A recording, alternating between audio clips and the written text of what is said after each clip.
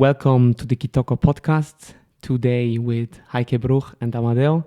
Heike Bruch is Professor of Leadership at the University of St. Gallen and founder of the Energy Factory St. Gallen. Welcome, guys. Before we start, I want to talk about this office. It's beautiful. The view is pretty inspiring. And I want to welcome you also, Amadeo. And maybe you can give the people out there a little overview about the topics that we will discuss. Hi everyone, thanks for joining, thanks for listening. Today it's going to be about leadership. We have our expert here and it's going to be with the focus on leadership of next generation and also the question how companies can really create an attractive but also healthy workplace that is important for young people to join. So I'm very curious to hear and learn more about you. Thanks for joining us, Heike. And let's deep dive. And yeah, you have a lot of research where you deal with the topic of energy and performance. And I would like to start and address a personal question. What gives you energy and what takes energy in order to perform well? I'm a very people-focused person. So in both cases, it's actually people. People who give me energy, developing new ideas in research. That is a very, very energizing part of my work. And when you ask me, hey, what is taking you energy? It is the same. It's corrosive individuals, negative people, and I actually actively try to avoid those moments and these individuals to protect my positive energy. Yeah. Very interesting. And with the research, I was looking at your studies or the stats you were bringing, and I was quite, as a young person, I was quite shocked. As I was like, oh, this is not actually motivating me to enter the labor market when I see 50% of the organizations have only a healthy performance culture, or 45% of leaders lack energy and focus. So what does this mean for a young person? Is this inspiring to enter? Do we have a problem that the working environment is not attractive for young people? Yeah, that is actually a very important aspect that you address. And we find there are some companies that have highly energizing workplaces that also really embrace change and create a supportive environment for people where people can grow, be inspired, feel part of a community. Mm. But the majority of companies are companies, we call them companies at the limit, that have a stressful culture and sometimes a cold, purely performance-driven culture. And that has always been the case, but we observe a kind of shift. As we have an accelerated work environment, the intensity of working is increased, there's a lot more pressure to perform. And most companies pass this pressure on to people. So they take their systems that are often programmed on performance and individual KPIs, things like that, and intensify this even. So it feels like really being under pressure and in a kind of heated pot here. And only a few companies break this logic and say, hey, if there's increased need for change, pressure, intensified work requirements, we must change the way we work and find a way to collaborate better, to involve people more, to empower better, and also have an HR system that is more focused on personal growth and emotional moments, effective, positive moments here, rather than purely performance-driven. And interestingly, the companies that break the logic and focus not exclusively on intensifying performance are much more successful. And not only in terms of financials, but also in terms of financials, in terms of performance indicators here, but growth, innovation, employer attractiveness here. So the topic becomes much more important, much more decisive. Therefore, we need to find a way to really prepare companies for this shift here, so that we have attractive work environments. So this also appears to me like a tremendous change that is coming for companies that want to be like these few companies. So when I look at conversations with board, and still I believe that a lot of people have this, how do you say, this fear of this going full into this transformation of culture.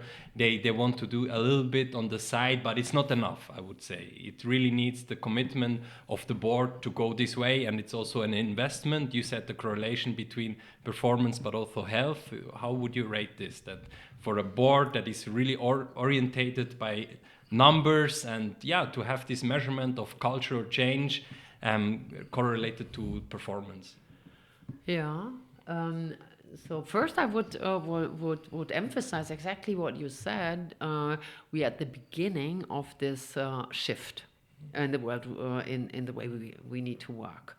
Of course, we have gone through quite some transformation already, but there are two factors that are just taking off.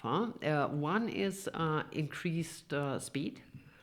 So primarily driven through technological transformations, we need to be much faster. And that is sometimes a little bit scary to be aware that we are currently operating in a world that is probably the slowest version that we will experience when we look ahead of us. It will just be faster, just be faster. And the second thing is the scarcity in labor.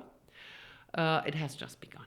If we sense it already, that and it is not just about well-educated certain talents, it is now much more the general scarcity of labor. And here in Switzerland, the shift in how many people do we have versus do we need is just ahead of us. So far, we have still just number-wise, or how many heads, how many people do we have? We have more than we need.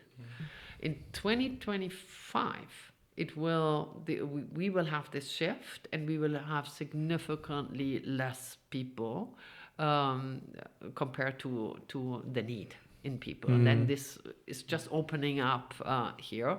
And in other European companies, in many companies, it's similar. So this shift in the way we work it must be driven by two things. We need to be much faster, and second, it must be much more fun to work with us. So, and that suggests a very, very courageous attitude also at the top to say we cannot do this as a kind of incremental change.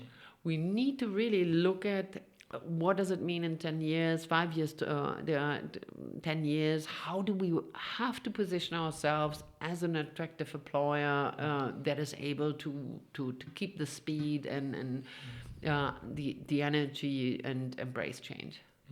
So it's not enough just to have a good employer branding. It really needs to be a vision of how we want to be attractive in the future, and not just measurements in the marketing. Because when I look at the company's webpage, I see so many companies, they say, okay, we have a great working culture, we trust each other, we are mindful with each other, but the reality says something else. And especially it's my question, really how the board can really create this strong vision of how to be an attractive employer. We suggest that the board plays a very active role, but it must never be just a top-down transformation, because if you want to create an attractive workplace, this is one thing you need to generate or develop together with future employees. So we suggest that you involve HR, of course, top management and HR, and a group of agents or of people whom you involve and co-create this future. Sometimes if the company is too traditional and wants to have also a particular focus on young people, then we suggest create a group of next-gen agents so particularly young people, is not always helpful. So we even suggest, yes, to have new work agents or future work agents and involve all parts of the organization in all age groups in it. But really combining it, of course, showing a commitment from the top, that is a top management task, because it is the core of future success, to have an attractive and high-performing, healthy work culture, but never do a top-down. Yeah, it's really interesting. I mean, also we wrote about that at our blog about the short absences, especially among young people. I think the Bundesamt für Statistik, yeah, namely, this is like they increased 20%, and that's why I'm really, yeah, I'm asking myself, hey, why are still that less companies changing the working culture, that it goes more in a healthier working culture? Like, what do you think? Like, what does it need to show the companies also the relevance of this topic? Because I think out of our experience, we have still so many managers or so many people which are still on KPIs, and of course KPIs is important, you know. We don't want to discuss that. You have to make money. This is the system. But what do you think? What are relevant dimensions or factors, like, or why are companies not getting yet on the track, like to develop this healthy culture? What helps is to have numbers. And now we are back on the KPI. We are back on the KPI, and I would never work with the soft factors parallel to the business, but show how the soft side is part of the business, and show that in numbers. So we always put the soft factors into measurements. We measure the energy, we measure the culture, we measure modern leadership in organizations, and we always link it to performance, to short-term performance, be it return on investment or revenue per person, but also to, or EBIT, but also to longer term performance indicators like growth, innovation rate, but also, of course, to the attractiveness of organizations, which you can measure with the employee net promoter score in it. So the share of employees that are fans of the organization and recommend the organization in it, much more authentic form of employer branding. And then you can show, okay, these are the relevant performance drivers here. And we always suggest to companies make a benchmark survey here. So measure where you are and measure yourself against these general benchmark data of the most relevant performance drivers. That helps a lot to really get a grasp of these soft factors. It demonstrates the relevance. So what's the impact here on the performance? And it shows, hey, where are we good? Also to tell a positive story, positive success story, which is authentic.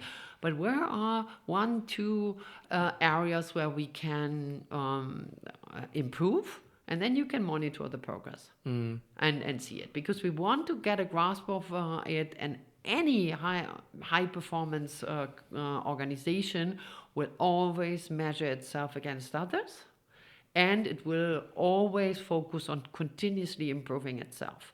And that one is good, because you know when you do this culture transformation, you know it. It means heavy investment in it. And if you don't sense, hey, here's the progress, or you're not really convinced this is the right thing to do, it will always compete with the urgent business-related topics. So make it an urgent business-related topic and show where's the investment right, where are priorities, where does it also have a place in the agenda of the top management. So that one. So this evidence-based, this research-based, and this make it part of the business logic, I think is absolutely key. Yeah, I would definitely say the same. We also had relevant cases which it was a good start to work research based or evidence based, that you really have something in numbers, because our field sometimes is not. It's not a phone. It's not a product you can buy. It's like it's an intangible product, and that's why I think measurement is really important. But to come back still to another question, also from the Bundesamt for Statistik, Heike, what do you think? Data shows that more like the older people within the company have less problem stress related, and it's more about the young people. Would you say young people are less resilient? Or what do you think about that? Because I think the younger people in the data, it shows that they have much more problems or much more challenges with being resilient or with a stressful daily life. What would you say here? Yeah, that's an important thing, and we find this in our data as well. Yeah, unfortunately. The younger people are in organizations, the more we have mental health issues in it. So that one is a logic which I absolutely don't like in it. So I think experience with transformation helps here. That is one thing. But we also find other factors. Often it's a community that can help you through challenging situations. So we invest a lot in organizations so that young people have their home base, have a good, strong network of trusted colleagues in it, and that gives them more safety here. Also, young people want a leadership that shows them much more the meaning or inspires them and tells them, hey, this is important what you do here. You would find older people, when you want to demotivate them, you need a lot of bureaucracy, you need a lot of authoritarian leadership, and this one. For young people, this one is not the most stressful form of leadership here. For young people, it is less of recognition, or it is laissez-faire leadership that doesn't care about them, lack of a strong community in it. So we, in the companies where we support the culture development, we make a particular emphasis on the young generation, and that starts with an emotional onboarding. In it. During the pandemic, when we had this forced home office, there were hundreds, thousands of young people that were just technically onboarded, but not emotionally. So that one, even after the pandemic is now over, or we don't have this intensified home office anymore, we need to integrate them. What was not possible in the past, we need to do that in an intensified form. And two more particular stressors of young people. Young generation has always heard you have all the options on earth. Like me. I know the thing, and most of them had so nice parents, and the generation has also been called Generation Snowflake. The parents would treat their little kid as a snowflake, which is very unique and very fragile. And they would always say, hey, make sure you're happy, you do exactly what fits to you, and all this. So this multi-option thing is not really, is of course wonderful for the people who know what to do. But young people need much more guidance to say, hey, this is the path to go. This is what you're good at. This intensified feedback and also guiding them a little bit. And the last particular stressor is how you deal with digital media, especially social media, always on. So as an employer, you of course cannot influence this for private use cases, but you can make sure that there are certain digital rules of the game, when to be on, how to use which media, because this is particularly stressful if you feel that you have to be on 24 hours per day. That is not particularly healthy, and the young generation tends to live with a smartphone more than with anything else. So that one we can also orchestrate in the team. In the whole culture, but in the also per team, have a team culture, how to communicate digitally. It's interesting the points you made up, and I was also thinking about the study we conducted. It was all about push and pull factors for young people, why they choose a company, but also why they decide to leave a company. And for me, it was very fascinating to see that the young people, for them, the three main reasons why they leave a company are interpersonal or personal reasons. So they don't feel enough appreciated by the leader. They don't feel a sense of belonging in the team. So really the cultural points are very tremendous for them. Yeah. Exactly, that are more the social capital, the personal relationships, the personal interaction, and we always recommend to make sure you find a home base. So some belonging, some team, some deep personal relationships. Also, it's very important that you have an early involvement, so that you may see, I can make a difference here. I'm heard, I have a voice, I have responsibility in it.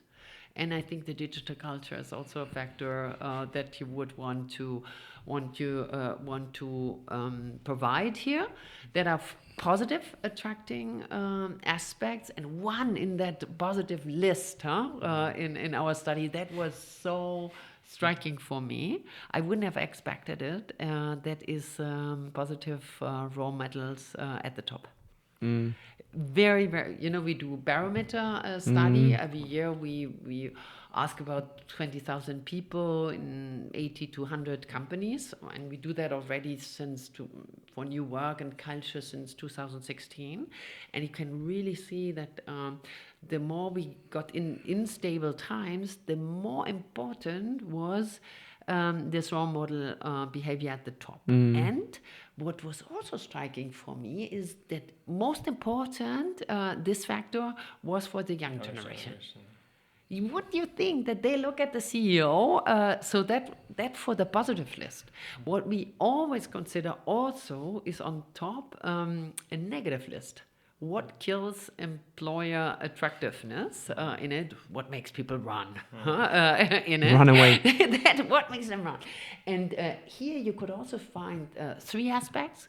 One is discrimination and age, in particular age discrimination, which is particularly high for young, but also for particularly old people and baby boomer. A second one is really corrosive energy, which would be destructive engagement, power struggle, or silo thinking, working against each other. And the third one, that one is, I find striking again, it's called the acceleration trap. The acceleration trap is this climate of stress. That you have a culture where collectively people feel we are operating at the limit. And this one, I'm a numbers KPI person, of course. 75% of the companies are currently in that acceleration trap. And that shies people away. Nobody wants to be in a stressed culture environment where people are exhausted, are chronically operating at the limit. So that one, we need to offer the positive ones, but primarily we also need to take care of avoiding or overcoming these negative ones. And because for me, yeah, you mentioned earlier that it's important for leaders when you deal with the younger generation that you also emotionally onboard them, that you are present with them. But it's also difficult when 45% lack energy and focus of the leader. So how should they look for others when they are hardly looking for themselves? So it's not only about the competence of the leaders that need to adapt or change, it's more about the system. When you're talking about acceleration trap. Yeah, that's an interesting focus, namely to look at the leaders themselves. Often you would put everything on their shoulders, developing the culture, take care of the performance and all the change and all this. But this one can become the bottleneck if we have a tired or exhausted leadership team in it. And we have done research on this already for a long time with the question, what are prerequisites for leading others? And it was already for quite some time, we knew it's high energy and high focus. So energetic leaders who identify, who are passionate, who put a lot of effort in their work, but also clear focus. So the discipline to focus on the things, also to keep an eye on certain strategic aspects despite of the turbulence in daily life here. And originally there was one problem group, we call them busy managers, that were managers with high energy but lack of focus. Always excited, all kind of activities. Everywhere. Everywhere. And so you all know what I'm talking about. So that one was the problem group. And we have one Harvard Business Review article. It's exactly on this group, Beware the Busy Manager. It was called. High energy, low focus. Okay. Then time was going on and we monitored the numbers. And then we checked them, and more recently we have another group, and that is managers that still lack focus, but at the same time lack energy. We call them the tired or exhausted managers. And that one is now the largest group. 45% of the managers and organizations lack both focus and energy. That's a precondition for being able to lead others. And if you find exhausted managers, how can you energize and inspire and give a long-term perspective, be a role model to others? This is the tendency of these exhausted managers is a different style. That is either they tend to be laissez-faire managers, so not lead at all. Not lead at all. What is really poison for the young generation, or authoritarian leadership, which is poison for the older generation. So that is. So now I have seen that quite a number of people start now to bash these managers. Here, put them here and criticize and all this. I don't think that is a good idea. I think probably we have the right people, but we need to make sure we take care of them. That's a systemic approach, but also we can train them. We can make sure they are more resilient. We can have also coaching, collegial coaching, so that they exchange with each other. We cannot just be bystander here and criticize while observing them to burn out. This is not a good thing, because A, we have a responsibility for the leaders in the organization, but B, midterm, nobody wants to lead.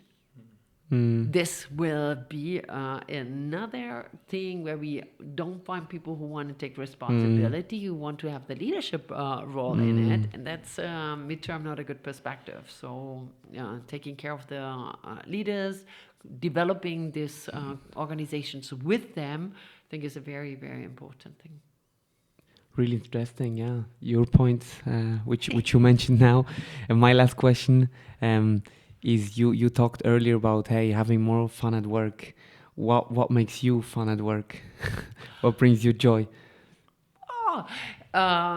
With my team, we develop in research, but also in practice, concepts and find numbers. And when we see we can make a difference, that makes fun or is really very rewarding.